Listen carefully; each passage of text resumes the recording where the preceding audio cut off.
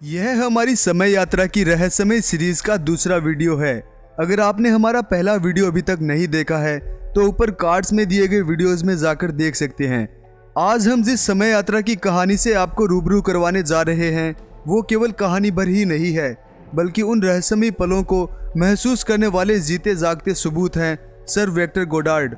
यही वे अद्भुत इंसान हैं जिन्होंने भविष्य को देखा भी है और उस भविष्य को सच होते हुए भी पाया है। नमस्कार दोस्तों, मेरा नाम है अक्षय और स्वागत है आपका प्लेनेट अर्थ के एक और नए वीडियो में। दोस्तों, अगर आपने हमारे चैनल को अभी तक सब्सक्राइब नहीं किया है तो ज़रूर सब्सक्राइब करें ताकि आप हमारे आगे आने वाले ऐसे ही और नए वीडियोस को आसानी से देख सकें। यह बात 1935 की है जब वेक्टर गोडार्ड, जो कि ब्रिटिश रॉयल एयरफोर्स के पायलट थे, नियमित ट्रेनिंग के दौरान इंग्लैंड में उड़ान भर रहे थे और हवा में अपने हवाई जहाज में उड़ते हुए रास्ते में वो एक टूटे फूटे एयरफील्ड के ऊपर से गुजरे जो कि एक जंगल में तब्दील होते हुए जा रहा था और उस एयरफील्ड पर ना ही कोई रनवे था और ना ही कोई जहाज था। उसी दिन वेक्टर गोडार्ड अपनी तयशुदा जगह पर सही सलामत पहुंच गए और कुछ दिन वहीं रुके रहे। फिर एक दिन जब वे वापस इंग्लैंड के लिए उसी रास्ते से आ रहे थे तब वे उस एयरफील्ड के ऊपर से गुजरे। उसी दौरान हवा में एक तेज तूफान आया जिसमें उनका जहाज फंस गया और उस वक्त उनका अपने जहाज से पूरी तरह से नियंत्रण खो चुका था।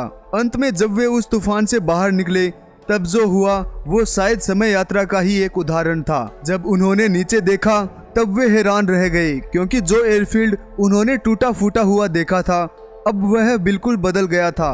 वह एयरफील्ड एकदम नए जैसा लग रहा था।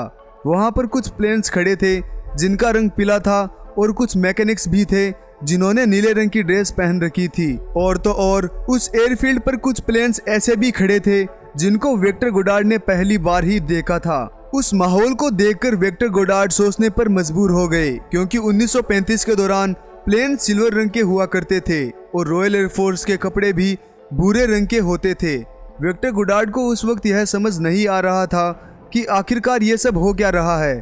तब वे उस घटना को देखकर बहुत डर गए थे और जैसे ही वे उस एयरफील्ड को पार करते हुए इंग्लैंड पहुंचे तब उन्होंने यह सारी घटना अपने दोस्तों को बताई, लेकिन किसी ने भी उनका विश्वास नहीं किया। फिर उन्होंने यह निश्चय किया कि अब वे इस बात को किसी को भी नहीं बताएंगे। उन्होंने आखिरी बार उस रहस्यमय घटना का जिक्र 1935 में अपने द्वारा लिखी हुई किताब द फ्लाइट टुवर्ड्स रियलिटी में ही किया। उसके बाद उन्होंने कभी भी उस बात का जिक्र दोबारा नहीं किया।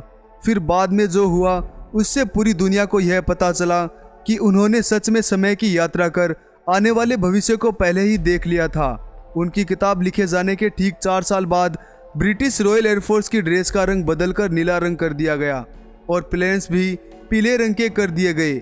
और तो और मैजिस्टर नाम का एक अत्याधुनिक प्लेन भी सेना में शामिल कर लिया गया। सारी चीजें बदलकर वैसी ही हो गई थी जैसी वेक्टर गोडार्ड ने उस घटना के दौरान एयरफील्ड पर देखी थी।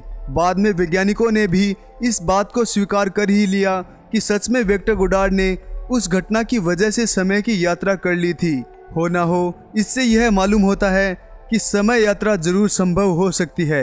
अगर आपको हमारी समय यात्रा की सीरीज का यह दूसरा वीडियो पसंद आया हो तो आगे आने वाली ऐसी ही और रहस्यमय घटनाओं के लिए तैयार हो जाएं।